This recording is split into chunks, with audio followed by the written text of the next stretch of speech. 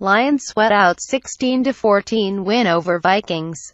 Detroit. The Detroit Lions are now agonizingly close to a playoff spot. And agonizing is a pretty good way to describe their latest victory.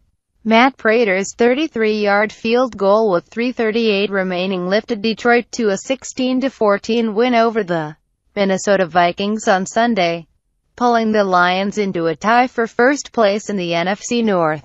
Detroit spotted Minnesota a 14-0 lead before slowly rallying with the help of 2 second-quarter interceptions. Even at the end, the Lions had to sweat out a 68-yard field goal attempt by Minnesota's Blair Walsh on the game's final play. The kick was short. The Lions, 10-4, have won 3 in a row and are now even atop the division with Green Bay, which lost to Buffalo earlier in the day. If the Dallas-Philadelphia game Sunday night does not end in a tie, Detroit can clinch a playoff spot with a win at Chicago next weekend.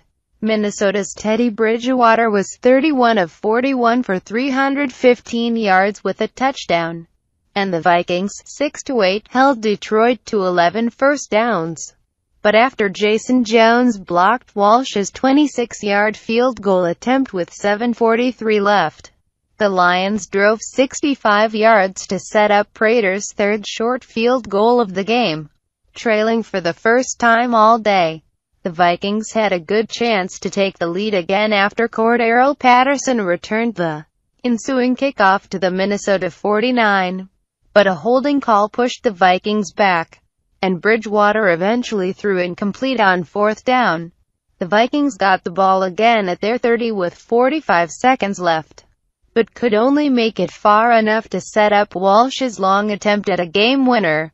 The Lions lost to Baltimore last year on a 61-yard field goal, and to Buffalo this October on a 58-yarder. They were also on the losing end of Tom Dempsey's 63-yarder for New Orleans in 1970. But Walsh couldn't convert. He also missed from 53 yards earlier in the game. Matthew Stafford threw for 153 yards and a touchdown for the Lions.